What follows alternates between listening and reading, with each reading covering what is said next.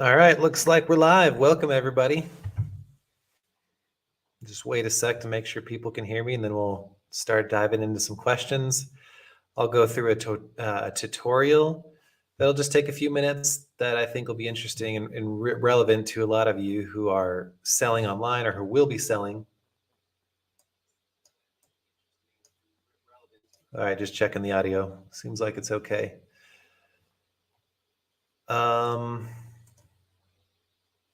So yeah, we'll see what kind of group we can get. So let me think.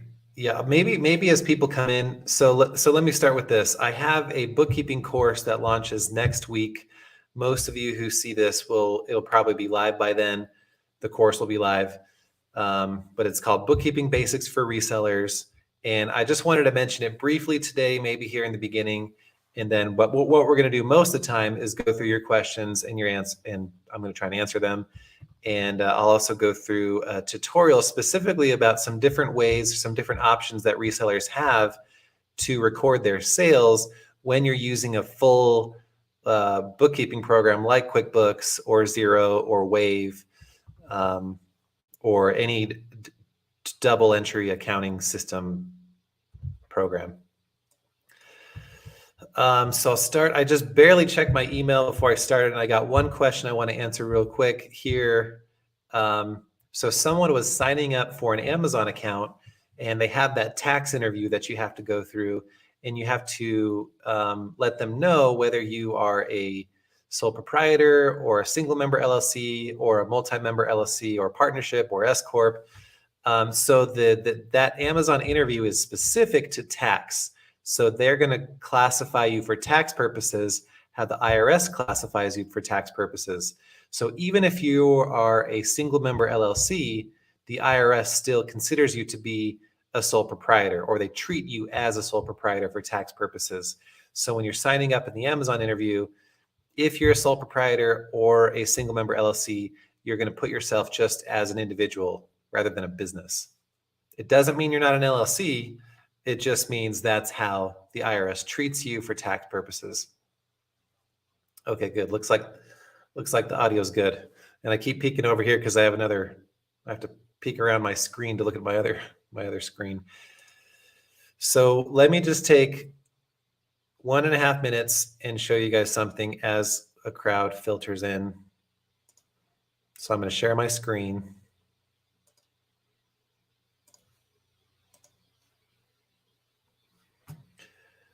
So this website is not live yet, but I just want to show you. So I have this course coming out. There's 5 parts to it.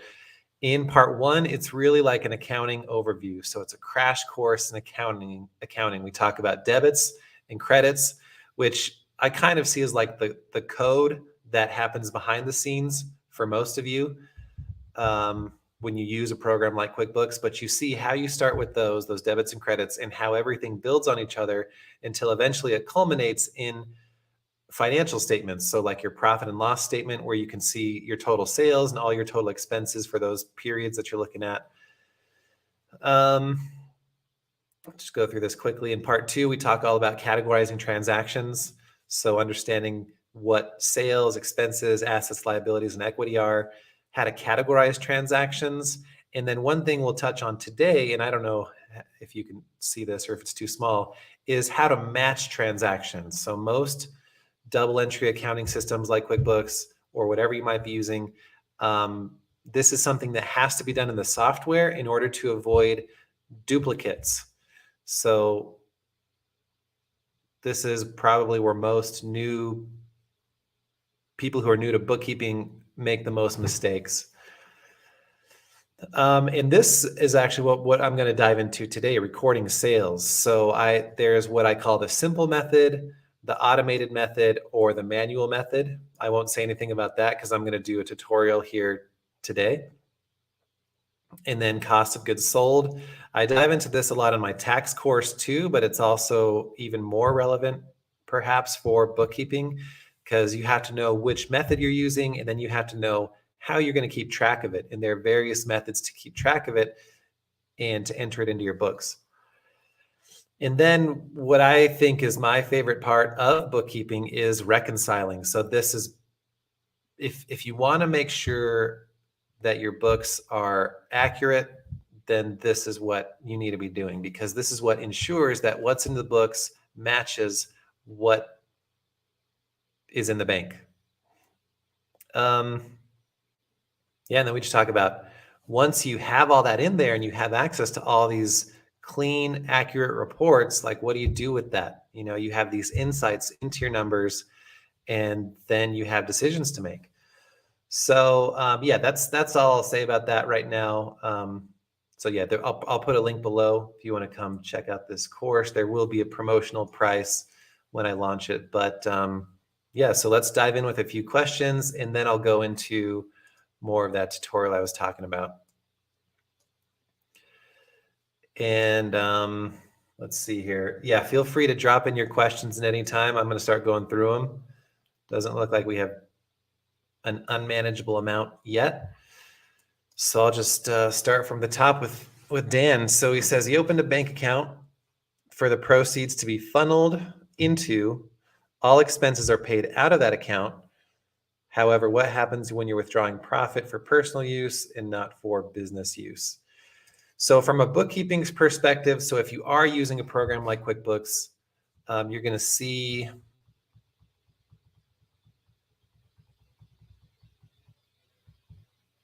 like when you make any purchase through that business account, let's say, you'll see that expense or that outflow of cash be imported into your program from your bank, and you'll have to classify it as, office supplies, software, or whatever. And if it happens to be that you're pulling it out for personal use, so that's what you would call an owner's draw or an owner distribution, and that's not a deduction.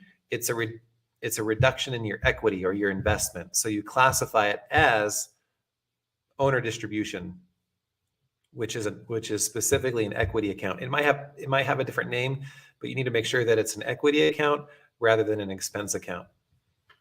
So you're taxed on your business profit regardless of what you pull out of it for personal use. So whether or not you pull that out, it's not going to make a difference.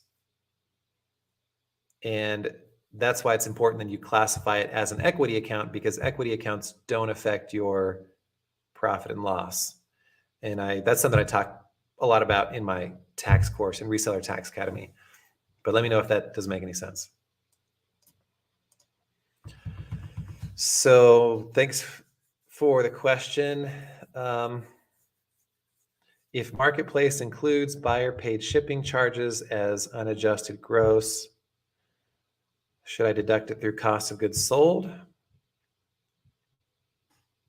to arrive at net taxable income like seller fees and sales tax? So if the marketplace includes buyer paid shipping charges as unadjusted gross,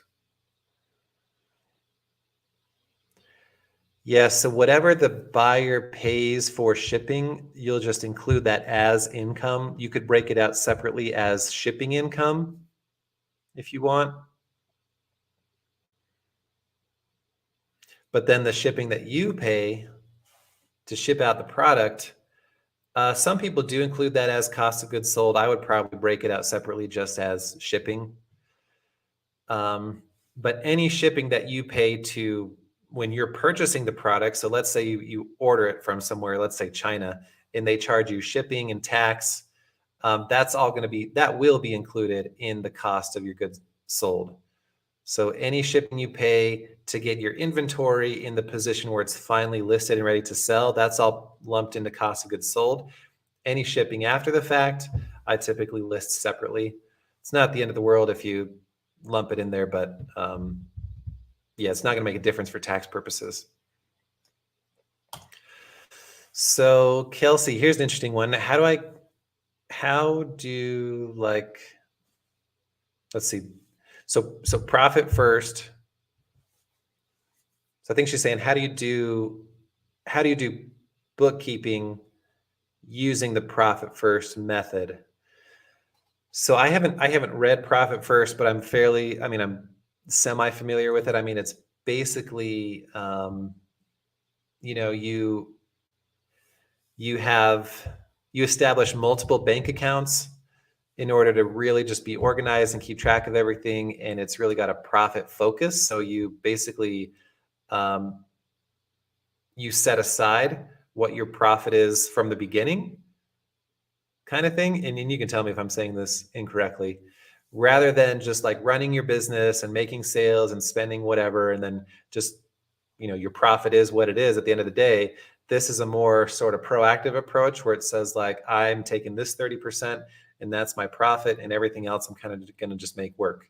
I probably butchered that, but that's sort of my understanding. And the way you do that from a bookkeeping perspective is I think they encourage you to open up a bunch of different accounts so you can track things. I mean, from a bookkeeping perspective, or from the perspective as a bookkeeper or as an accountant, it doesn't seem as necessary to me, because like that's what the purpose of a bookkeeping program is. Like you're in there categorizing all these different accounts. But that wasn't your question. From a bookkeeping perspective, if you have all these different accounts, what you would want to do when you're making all these transfers from account to account, you just want to make sure that you're properly categorizing and matching those transfers. Otherwise, it's really easy to mess up and you could have a bunch of duplicates.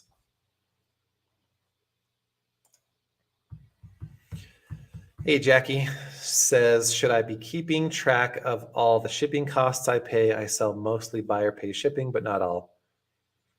Yeah, you should be keeping track of all of it. So a lot of times what they pay you for shipping matches what you expend for shipping. But sometimes they might pay more than you end up having to pay. So that's why it's important to separately record what they pay as shipping income and what you pay as a shipping expense. So if they pay you $10, that's income. But then if you only end up paying $8 to ship it, that's an expense. And the net difference is just additional net income that's going to show up on your books.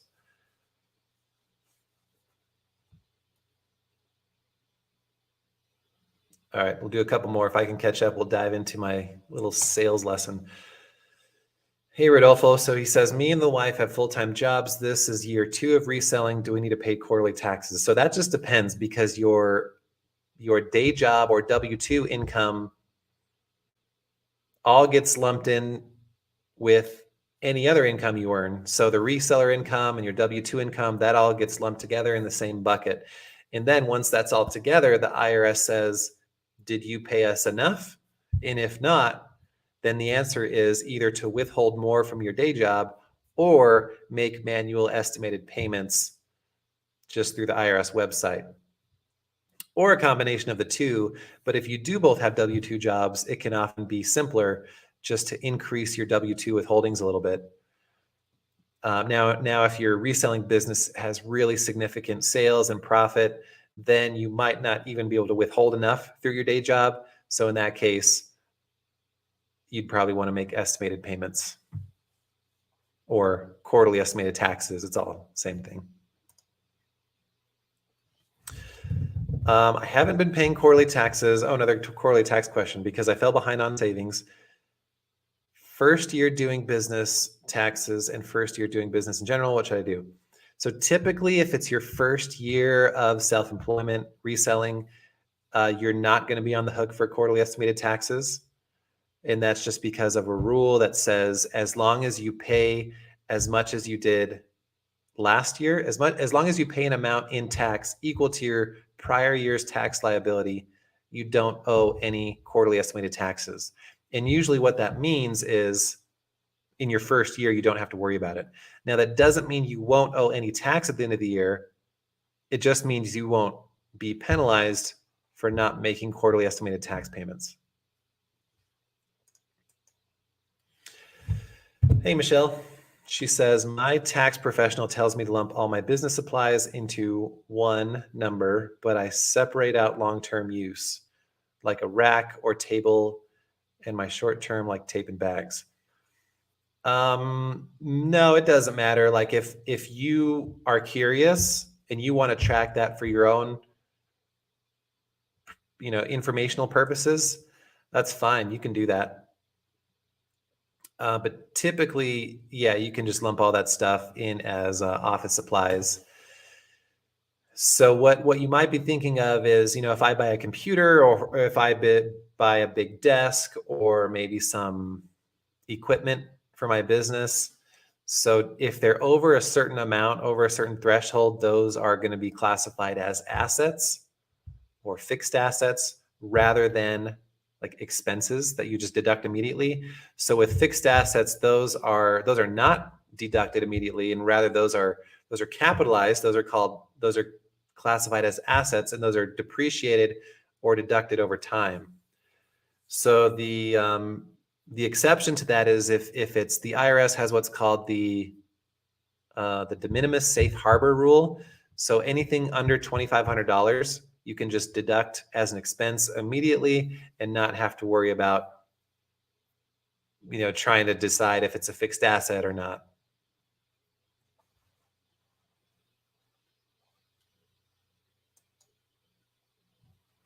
How to properly report cost of goods sold when you buy a mystery box which contains 800 items but sell from the box over 2 or 3 years.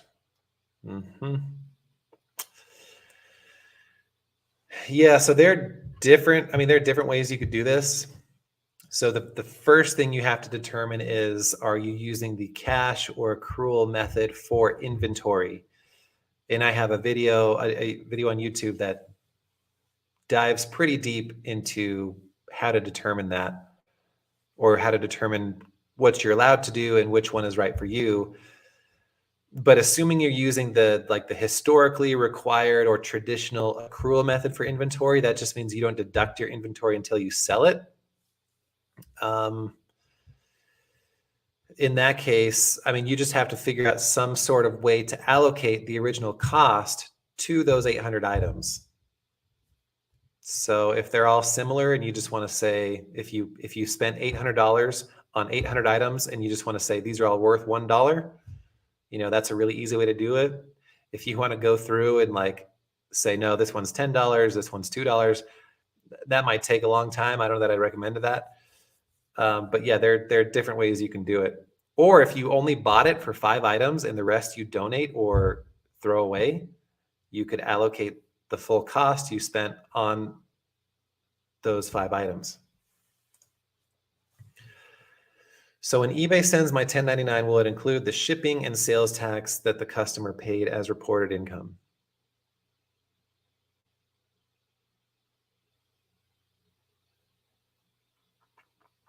I want to say it will include the shipping. I think in the past it did include the sales tax, but from what I've read, they say that I don't remember. So there's eBay collected sales tax and there's seller collected sales tax.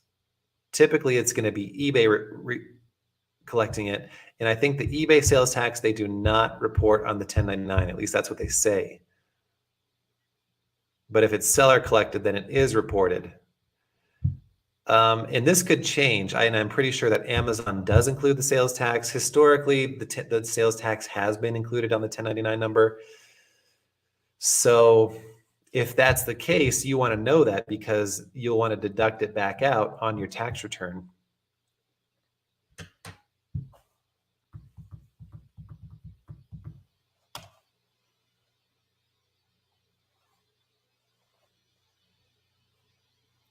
I'm trying to see where I am. When I started my business, January of this year, I had no idea I needed to pay taxes. Now I'm lost and have no idea about bookkeeping. Is it too late to catch up? No. You're in better shape than a lot of people who wait until after the year's over. The first thing I would do if you don't already is just get a separate bank account. Even if you don't have a bookkeeping system, like an official bookkeeping system like QuickBooks or something, at least get a separate bank account, and then it'll just make it so easier to have that information there separated, where you can at least go through and kind of classify everything and add it up and say, okay, here's my total sales, here's my total expenses. At a minimum, I think that's an okay way to go.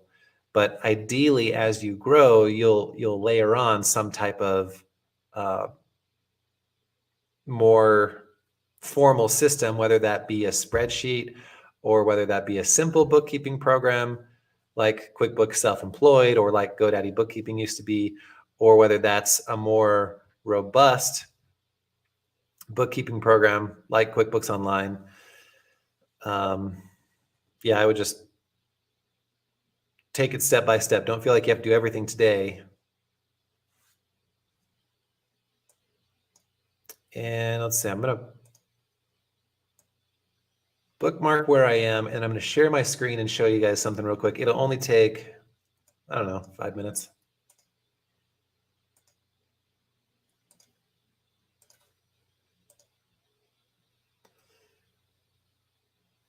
Okay, let me see if I can make that bigger.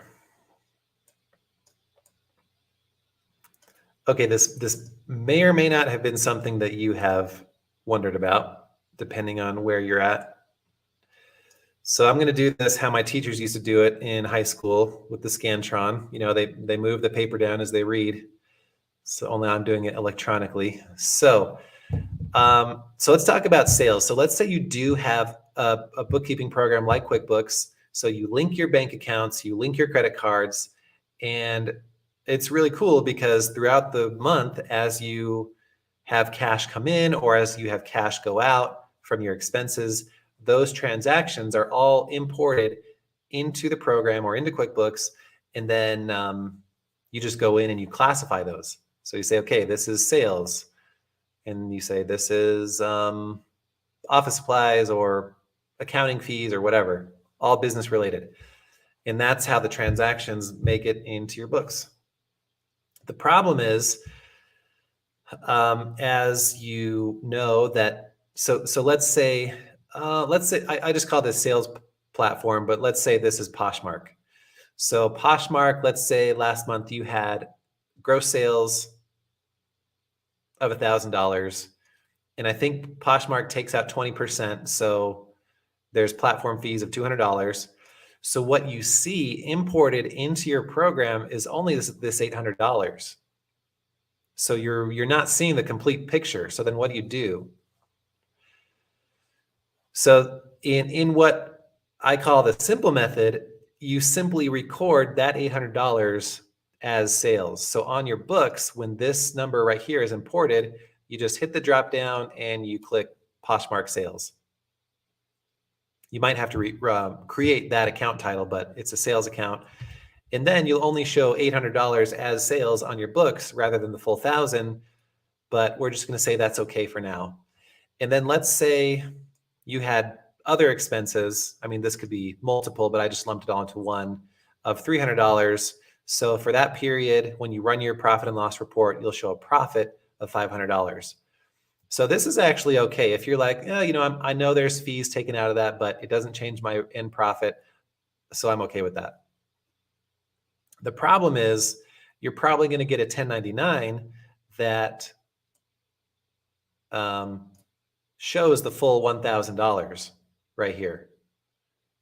So you get that 1099, the IRS gets that information. So if you do your tax return and you only report $800, they're going to send you a letter and say, hey, you underreported your taxes or your taxable income by $200. Now you owe us tax on that $200. And that's wrong because it doesn't take into effect that there was also additional deductions you didn't include. So what you'll do is you'll gross up your sales. You'll actually just report $1,000, even though that's not on your books. That is a truer reflection of reality. So you'll put sales of 1,000. You'll include the 200 of Poshmark sales on your tax return. So you're basically including this stuff that wasn't included on your books on your tax return. And then you'll include those same $300 of other expenses that are on your books, and you still end up with the same net income of $500 on your tax return that you have on your books. So I don't know if that comes off as complicated or simple, but in practice, it's super simple if that's how you choose to do your books. And I go through these all more in depth in my Bookkeeping Basics for Resellers course, but this should give you a pretty good idea. So now this one, I should have titled these right here, but this is what I call the automated method. So you have your same Poshmark sales of 1,000 or eBay or Amazon. Let's say your platform fees are still that same 200, where our net sales are $800. So this $800 is what flows through into QuickBooks. But in this automated method, so this simply means that you get a third-party app that you can layer on to your bookkeeping program. So these are two specifically that are compatible with QuickBooks. So A2X is really good. Link My Books, pretty good. So these programs are connected to both eBay or Amazon. Let's say I don't know if they do Poshmark or not. They probably do. I should have checked. So what they'll do is they'll send over all this information to your bookkeeping program in the form of a journal entry. And then this imported $800 that does import you'll have to like do what's called match it to the journal entry. And then when you run a report, you'll see all this information and it'll look really clean and slick. And once you get it set up, it's a pretty cool and easy way to do going forward. However, it does, there's an additional monthly charge for these services. So, if you're doing hundreds of thousands a year or a month or whatever, it's probably what I'd recommend. If you're like, I don't know if I want to spend the 30 or 40 or whatever, how much ever it is per month, then I would maybe recommend doing what I call the manual method, which means you're basically replicating what this does, but you're doing it by yourself. So that is this down here. And okay, so we have the same transaction. Okay, so here's a little crash course on accounting. So debits and credits. So what you actually have to do in this method is you have to go into your program and you have to record a journal entry. Now this is always like maybe they call it like the accountant section, or it might give you a pop-up that says, are you sure? You might want to ask an accountant about doing this. But once you learn the basics, it's not rocket science, and you can go and you can do it yourself. You just have to know what debits are and what credits are. So it'll take you to a screen that has a left side and a right side, and you'll have to convert this information to debits and credits. So what do we want to do? We want to increase our sales on the books because we're going to record this transaction. So we're going to, so sales increase on the right as a credit. Fees or expenses increase on the left as a debit. So let's just start with that. So we're going to enter our fees as a debit for 200. We're going to enter our sales as a credit for 1,000. And then the difference, like this net sales, we're going to enter as an asset, sort of like a receivable. We're saying, okay, we're recording all our sales, and we're saying this $800 I'm going to receive throughout the month. Or maybe I did receive it, and I'll show you how we deal with that next. So then let's say you get a payout that was part of this 800, but you get a payout of 500 of that. So this 500 flows into QuickBooks, and instead of recording it as sales, because remember, you already recorded the sales right here, you're going to record this as a reduction of this asset or receivable amount that you recorded on the books. So you'll classify this to or as this due from eBay account. So what happens behind the scenes, the journal entry is you're debiting cash. Cash is an asset. It increases on the left, and you're crediting this due from eBay account. And I'm almost done, so don't run away if this is like freaking you out. I'm going to jump back into the Q&A. So you're crediting this account. So this 500, how you classified it, is a reduction in this 800. So 800 minus 500. Now your current due from eBay balance is 300 on the books.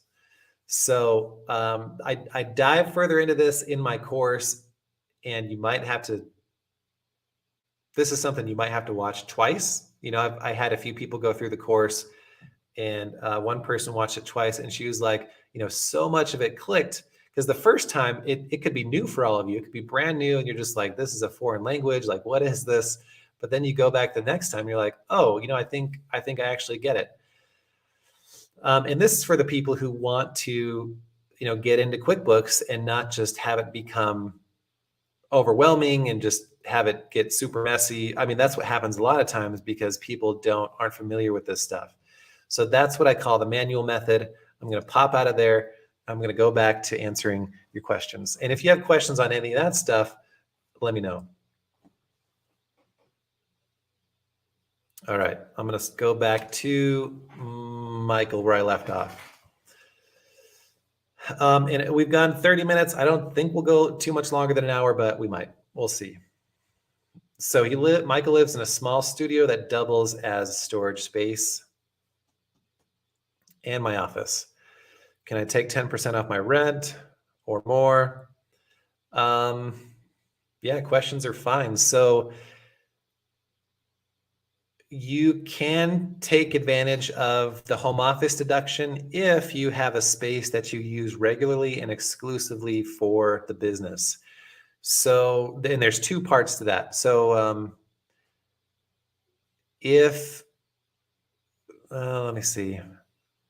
I mean, if you're not running the business from your kitchen table or from your family room couch, that would not be exclusive use. The IRS would not allow that for the home office deduction. But if you do have a separate space for your office, then that probably most likely will qualify for the home office deduction. Now for inventory, the inventory piece is not subject to the exclusivity requirement. So if you store inventory in your kitchen, let's say, even though you use your kitchen for cooking, you can still take the home office deduction, or you can still count that inventory square footage toward your home office deduction, if that makes sense. But let's just take your office. Let's say if your office is 10% of your total studio, then yeah, you could deduct 10% of that rent, of the renter's insurance, of your utilities. There are different expenses like that factor into the home office deduction.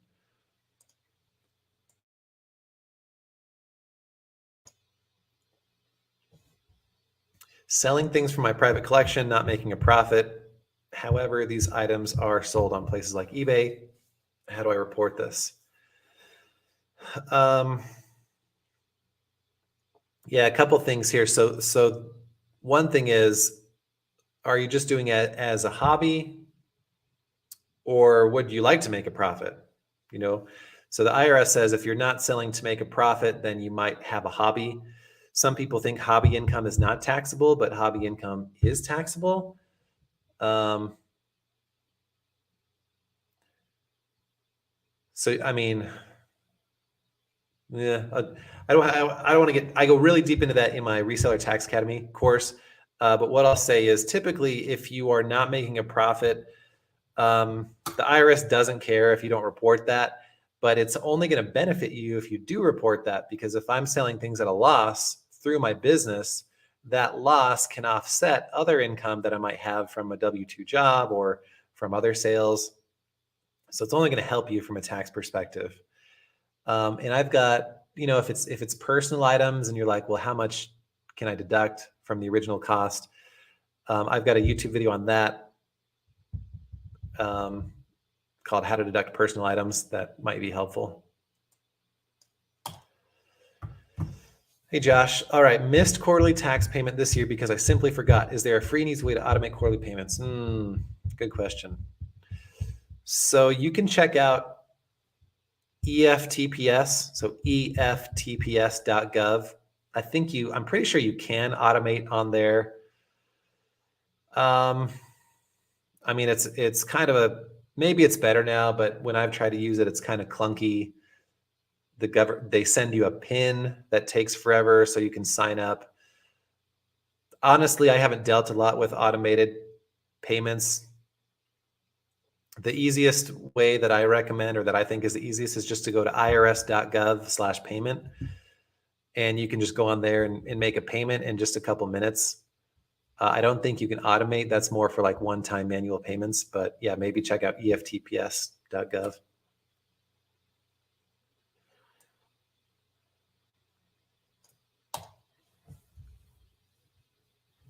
Todd's got a question. Would installing electrical insulation and air conditioning for a small warehouse be deductible?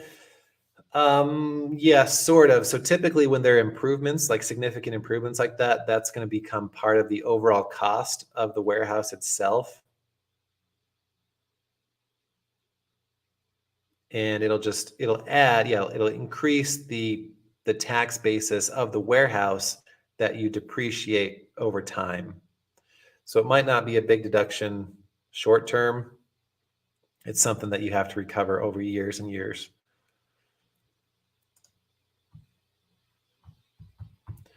If I purchase a group of items for sale in 2021 but didn't open my business until 2022, how do I account for this? Using the cash system. Yeah, I think. Yeah, so if the business, so there are a lot of expenses where if the business isn't technically open for business, then those are considered to be what are called startup expenses. And then once the business does start, you deduct them at that point. So if the inventory, and I'd have to check and see if there's any exceptions for inventory, but if it's over $5,000 worth, there's some other things you have to look at, but yeah, I think you would just deduct those as part of your 2022 tax return. All right, here's a good one. Using a separate bank account for business, how do I pay myself as a sole proprietorship? Yep, you don't have to write yourself a check or anything. Just transfer the money from your business account to your personal account.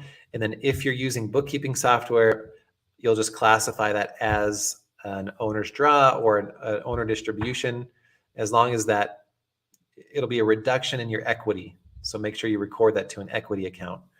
If you're just doing the books using a spreadsheet, you'll have to track that separately. You won't add that as a deduction because it's not a deduction that goes against your sales. Yes, totally.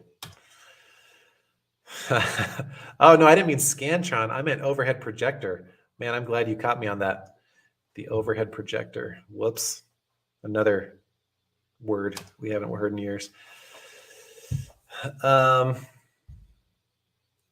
If I only sold in first quarter and now decided reselling isn't for me and I donate all my inventory, how do I write off or account for the 2 to 3K I donated? So if you have been using the accrual method for inventory where you don't deduct it until you sell it, then you would just deduct it all as cost of goods sold. So you would list your ending inventory as 0, and then that the calculation should work that all that stuff just gets deducted and shows up on your tax return as a cost of goods sold deduction. If you were using the cash method for inventory, that means that you already deducted that stuff in prior years.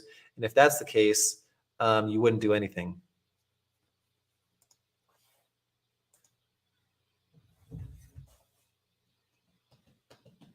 So yeah, Clarissa's asking, at what point should you move from spreadsheets to a bookkeeping software? And there's no magic number. I mean, you could come at it from different angles. You could say, well, I'm gonna do it when my profit maybe justifies that additional expense a little more. I'm gonna do it when I have really good visibility into my numbers. I'm trying to think. I mean, I'm just gonna throw out a number like maybe.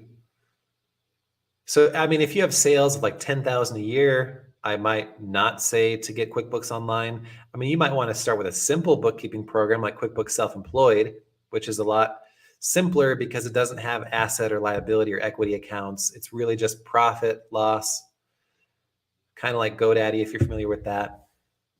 And it's a lot cheaper. I don't know if you have 50, definitely if you have under 100, if you have over 100,000 in sales, I would at least consider it. Maybe even if you have 50,000 in sales, and not just sales, but it also depends on your profit margins as well. like I do bookkeeping for an eBay and Poshmark. She does eBay and Poshmark. She probably does 50 to 60,000 in sales per year, but on those two platforms, her profit margins are pretty good. I mean, she might have like a 50% profit margin. I don't know,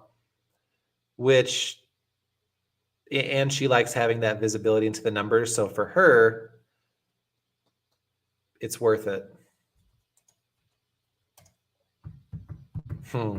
So let's see if I link my accounts and purchase a bunch of items,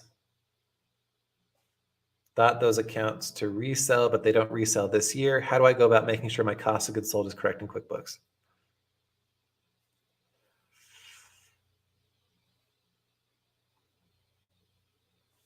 Yep. Okay, so I'm going to go back to my screen if I can figure it out.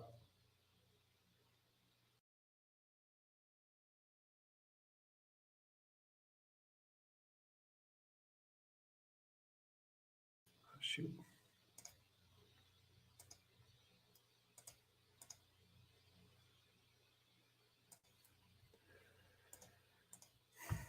Okay, so let's say on the books, you look at your inventory balance and it shows a balance of 10,000.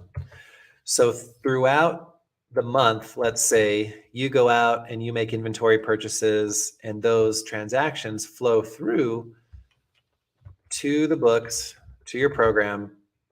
So let's say you had 10 different purchases of $500. So $5,000. So your inventory balance on the books at the end of the month is now actually 15,000. But that only reflects your purchases. It doesn't reflect what actually sold. So you need a way to determine how much actually sold, and then you have to go into the program and record that. You have to reflect that activity. So I'll skip the hard part right now, but just say that you know that your cost of goods sold was $3,000. So you'll have to go into QuickBooks or into your program and you'll have to record a debit to cost of goods sold for $3,000 and a credit to inventory for $3,000. This is just how I'm representing the journal entry. So this records the cost of goods sold on the books. This reduces your inventory balance by 3,000. So this 15 will now actually show up in the books as 12. So again, if that's like making some of you going, what the heck is he talking about? Don't leave. This is stuff I go further into in my course. So then the question is, okay, how did you know cost of goods sold was 3,000? So there are different ways you can do that. You can just track every single item along with its original cost and when you sell it. And then you can go through and look at your spreadsheet for that month at the cost of everything that's sold. And if it totals up to 3,000, then that's your number. Or you can track it using more of an average method. So you just track like total quantities versus of sales and total amounts versus like individual amounts. And I have two different spreadsheets that help you do both of those. Or if you have a simple way of determining your ending inventory, maybe you have somebody who helps you and they actually go through your garage or your warehouse and they count up everything and they have a way of valuing your ending inventory and they say, okay, we actually have 12,000 on hand. So your book say 15, reality says 12,000. So the difference is 3,000. So then you can go in your books and record that $3,000 adjustment for that period. So that's a really, really quick sample of some of the stuff that I talk about in the course.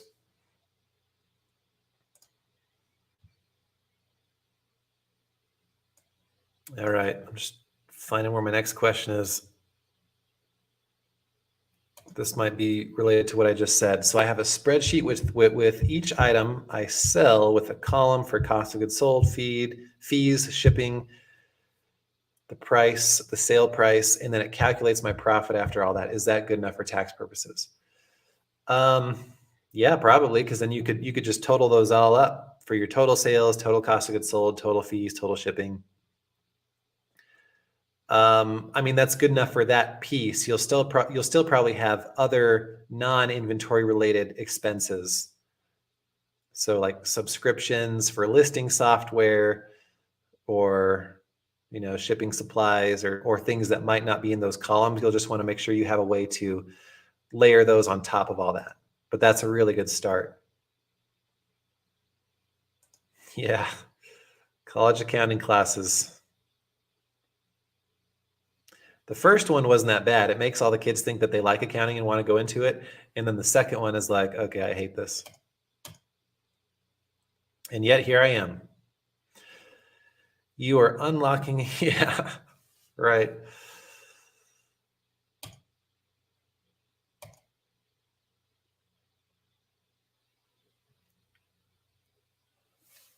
Yeah. Yeah, bookkeeping, I mean, it's kind of, I guess it's like a subset of accounting, or it would fall underneath the umbrella of accounting. But it makes it so much easier if you at least have a basic understanding of accounting. And I'm just talking about debits and credits, what accounts increase on the left, what increase on the right, like what that even means. And I go through all that in this course, and I think it will help people who have an interest.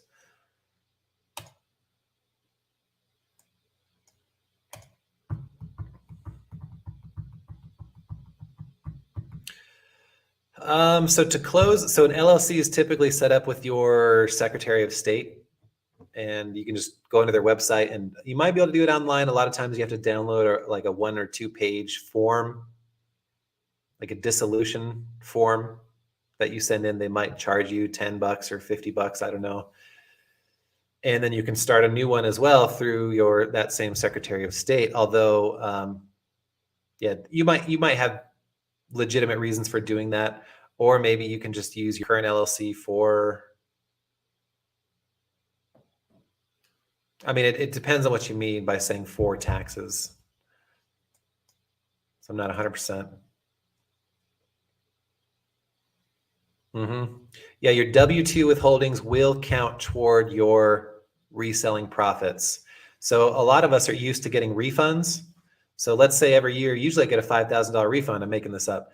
But then next year I start reselling and I'm doing really well. Instead of getting that $5,000 refund, that's now going to be applied toward the additional tax that's being generated from my reselling profits.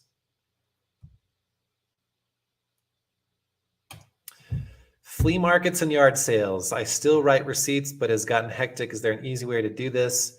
Yeah, you could just not worry about it. Like, I mean, I shouldn't say that, but if it were me, I wouldn't worry about it, because it depends what you're buying. But if you're buying like stuff that costs a couple bucks, I don't see the IRS ever drilling down to that level of detail. And they'll look at your spreadsheet and they'll say, okay, now show me a receipt for this $3 item. Like it is just not even worth their time to do that. But yeah, technically you should have some type of substantiation for every transaction. I don't know, maybe start doing it more like in bulk. Like, I mean, I don't know. You could take pictures. Maybe I wouldn't write a full like detailed receipt for every single item. Maybe I would just do it like per day. Like spent $100 today at this flea market, bought 10 items. That's probably the most, the extent of what I would do.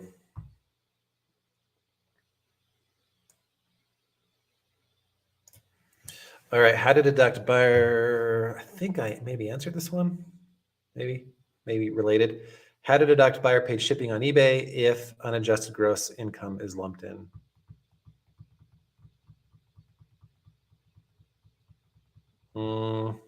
Maybe I'll come. I'm not. I gotta keep going. I'll come back to that one maybe if I have time. Does your bookkeeping course focus on using QuickBooks Online? Yeah. So I had to pick a program. So QuickBooks is the most common. It's what I use for all my bookkeeping clients. So that's what I use for I do a lot of like mini tutorials or examples just to demonstrate the things that I'm talking about. So that's what I use. Yep. Sports card collector. If I buy boxes to open for both my collection and for my business, how do I deduct this?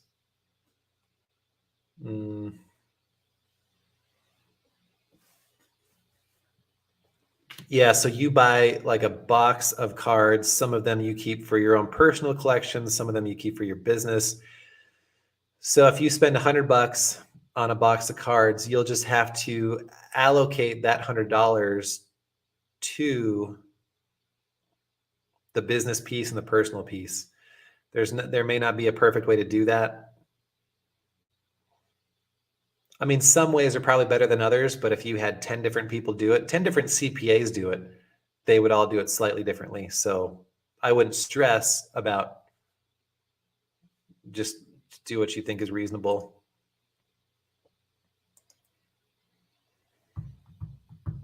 If my inventory is not sold within a 3 to 6 month period, do I need to record it as inventory asset or cost of goods sold? Yeah, that just depends. Go watch my video about inventory from earlier this year about the cash versus accrual method for inventory. Like if you already have one of those methods in place, the fact that it doesn't sell within 3 to 6 months shouldn't make you change your method. You know what I mean?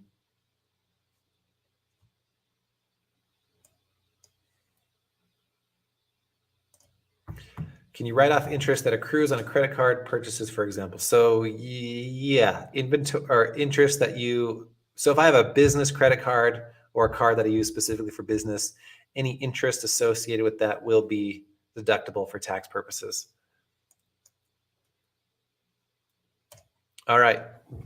Brandon has a junk and dumpster rental business, but he resells the items that are of value from my junk and dumpster business. Should I split the businesses? I mean, you don't have to.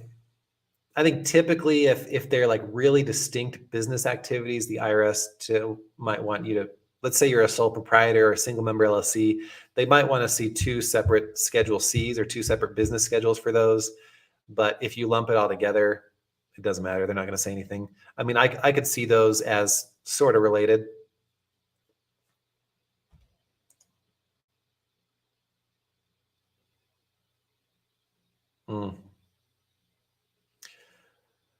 Buyer paid shipping charges is not net income. Right. Yeah, this might be kind of what I talked about earlier. So you'll record whatever they pay as gross income, and then you'll deduct what you pay out, whether you do that manually or personally, or whether that's taken out through the platform. That'll be deducted as an expense. So the difference is what will flow through to your net income. Okay, good to hear. I'm a casual reseller and want to I want to add selling handmade jewelry on Etsy. How should I account for the raw material cost in the items I make? You had to ask a raw material question. Yeah. I mean, some people can get real crazy with this, especially accountants. You know, they'll say that 50 cents that you spend on, on those beads and that $2 that you spend on those pieces of string, those should all be capitalized or categorized as inventory. And then, I mean, it gets really hairy, and it's not worth doing your accounting like that if you're a casual seller. So, I mean, I might have to think about that. Most of my clients are not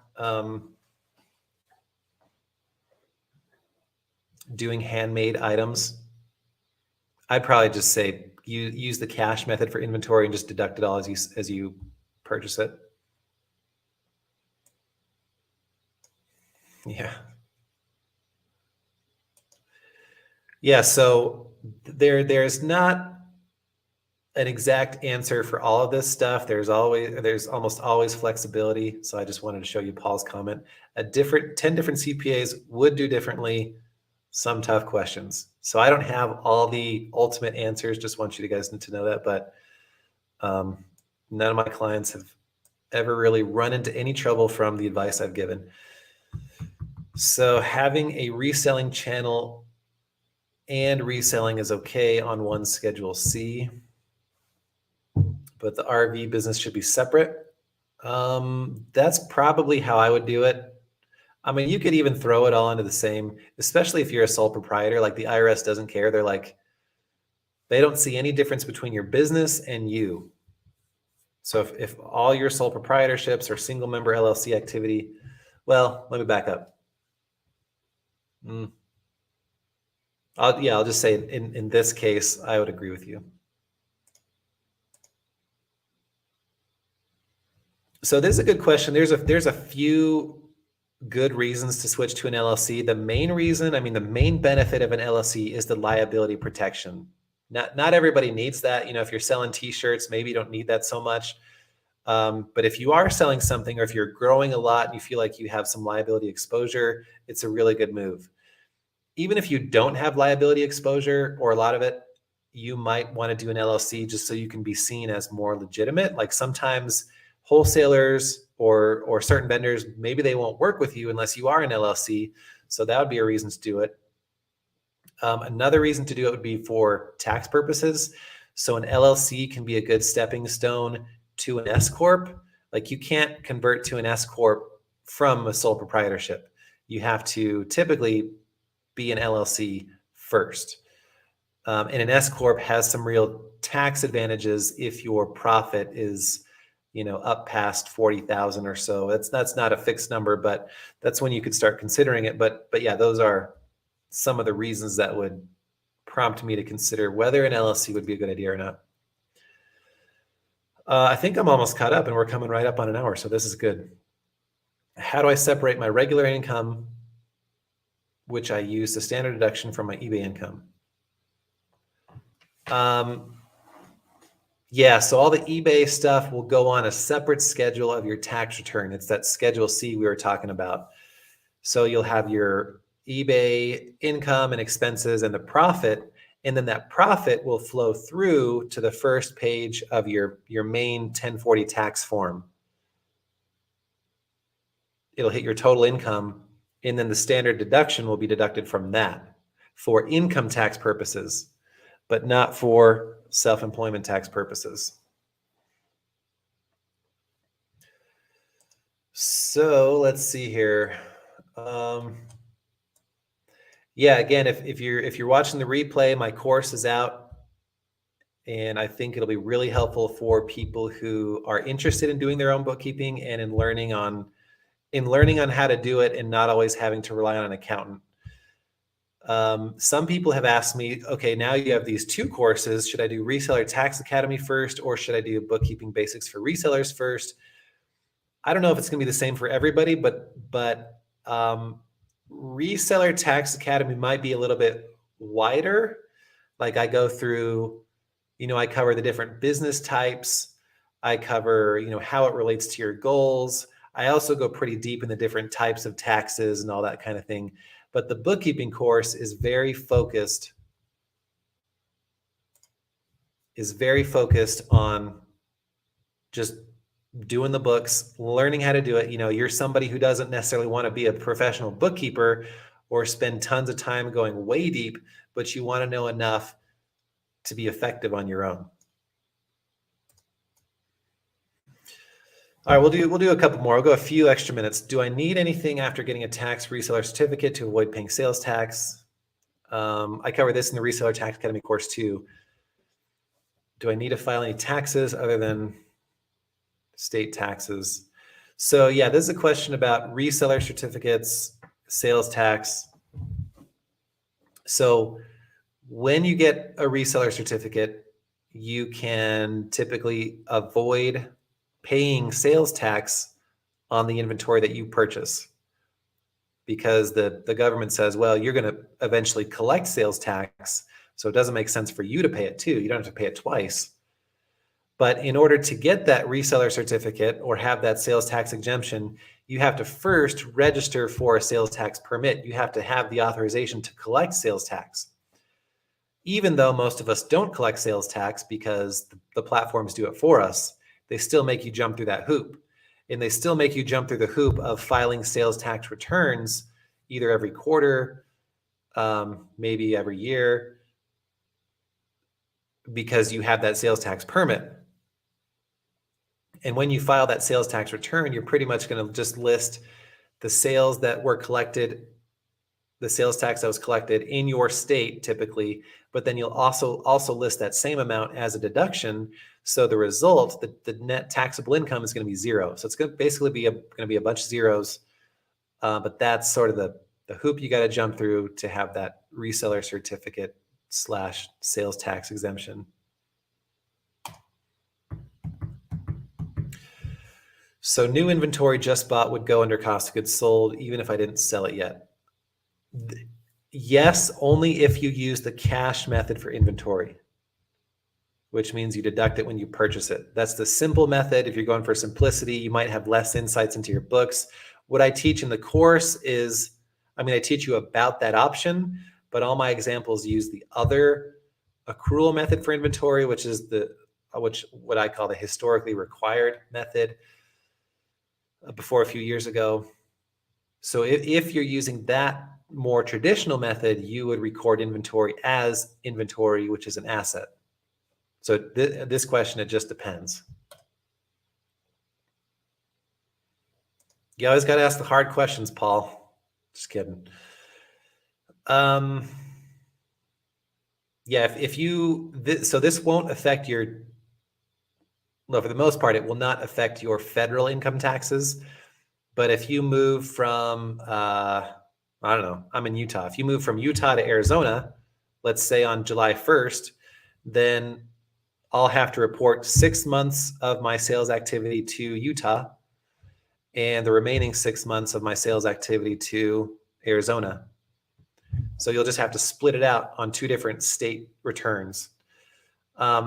Sometimes it's not that difficult. Like if you move to or from Texas or Nevada or a state that doesn't have income tax, then you still only have to prepare one state tax return because the other one doesn't have income tax. So they don't take income tax returns.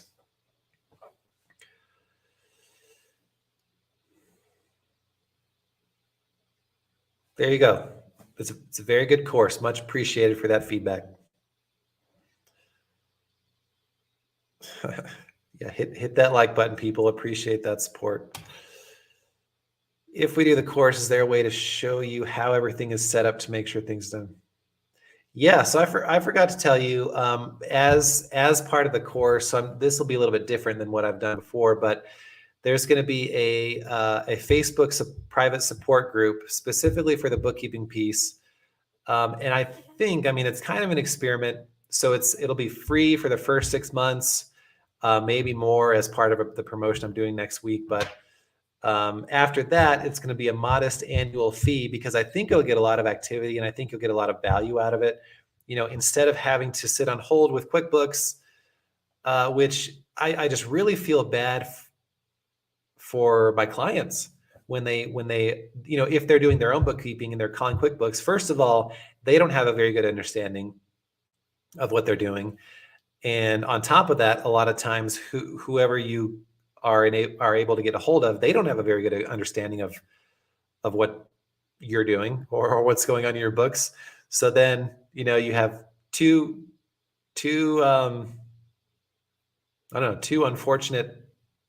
people who don't have very good understanding, and that does not yield good results. So what I'm trying to say is, you can come into this group, you can post questions, you can get answers directly from me and my bookkeeping team. And then in addition to that, like on a monthly basis, we'll do either live Q&As like this, or like I'll actually show you how I'm doing my books. If I can get some guinea pigs, we'll do their bookkeeping on their books. So I think it'll be really helpful for people who are trying to do their own bookkeeping. Kind of have that monthly support and resource for questions.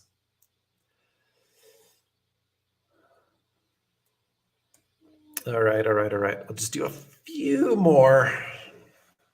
I just can't forget to go pick up my daughter from dance.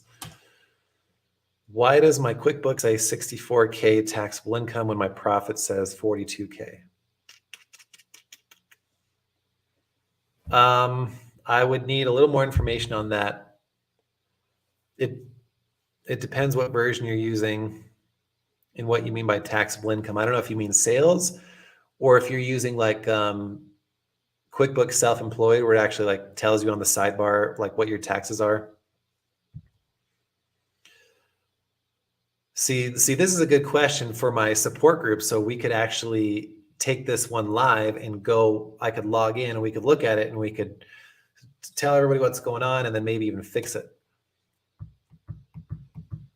I have a video where I talk about accrual and cash. Check out my video from earlier this year where I talk about the cash method. I think I do talk about how to change.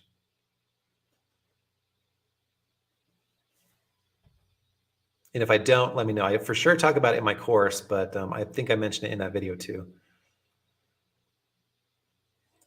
Best stream ever. Man. Don't know if I agree with that, but I appreciate that. Thanks, everybody. Thank you. All right.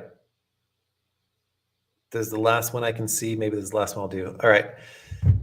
New, welcome. I inherited everything I'm selling. I'm an adult child of a hoarder. Because I don't source, do I pay taxes or collect taxes for sales? I'm in Massachusetts. So when you inherit something personally, you also inherit that person's cost basis. So let's just use a house as an example. So if I inherit a house when my dad dies, let's say, oh, wait a second, I said that wrong, back up. So when you inherit something, so I inherit the house, my cost basis of the house is the market value, usually at the time of death. So even if he purchased the house for $300,000, if it's worth $500,000 when I inherit it, then my cost of the house, it's as if I paid $500,000 for the house. So if I turn around and sell it for $600,000, I only have to pay tax on the 600 minus the 500. So the 500 is my inherited cost basis. And I think it's going to be a similar case for you with all the stuff that you inherited that you're selling. So the trick there is determining what the market value is when you inherit it. There's going to be some subjectivity there. So I'll be sending out email announcements. I'll be posting it on Instagram. I'm going to link it below next week when the course goes live. So I'll be sprinkling that link around the internet. Yeah, I got to go back and brush up on that. Okay, well, yeah, I think that's a good place to end, guys. I think I appreciate everybody who showed up, and hopefully it was helpful.